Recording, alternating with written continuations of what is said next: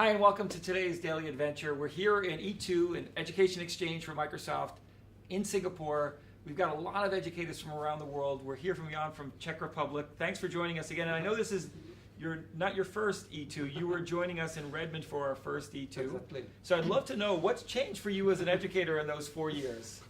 Okay, well, it actually started even well before 2015. In 2013, I was introduced the 21st century learning design concept.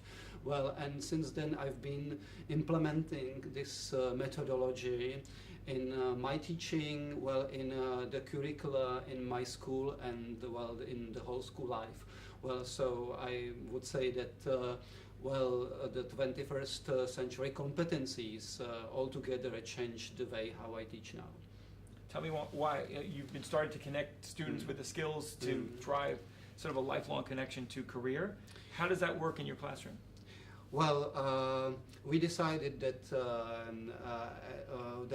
we'll teach through a project-based method, and then each school year is divided in four, let's say, project periods. Well, and during 2 months, the students, each of them, work on their own individual project. And after the 2 months period, we have another 2 weeks of presenting.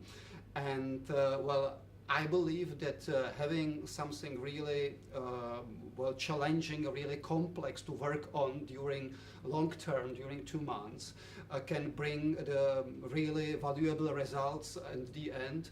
And then when we have the school project fairs, it's always full of innovation, creativity, inspiration from the children. You create a lot of enthusiasm with this type of approach, you see it. Yes, because when the children work on their own ideas, if they have opportunity to choose what they want to work on, well, it's really engaging. It's really it makes them really involved in the learning process. And we often will see excitement from the students, but more resistance for teachers, partly because of the traditional subjects and assessment models, whether it's national standardized testing, grades that they do, and resistance to teach on a skills model because they've got to get content for the test. How has that tension been resolved for you? Well, okay, well, so first, we are a private school, so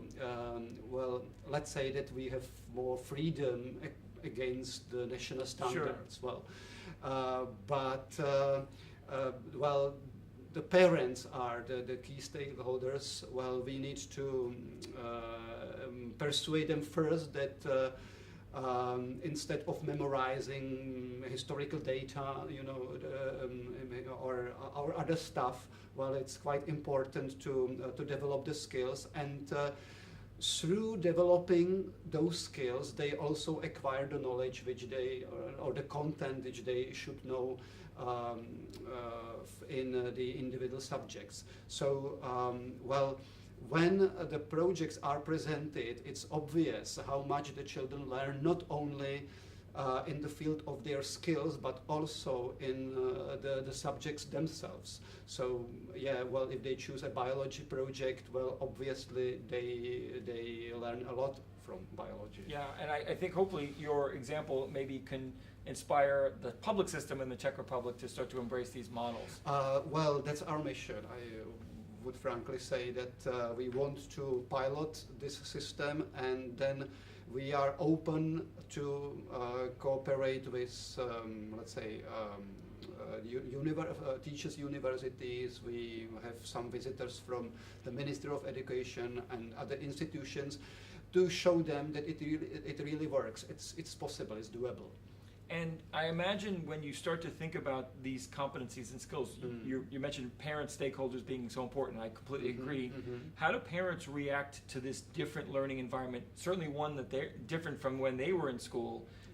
Are they sort of on board? Are there some concerns that you have from parents that you have to work with? Well, those who apply, well, they are generally excited. Well, but then first let's say 2 years, well, they get a bit scared if their choice was right. Well, and finally the results come, because it takes time Sure. to the children to produce really valuable, really well visible, excellent results. So you must overcome the period when it is unlikely, well, or not so visible that it's still a learning process. Well, got it.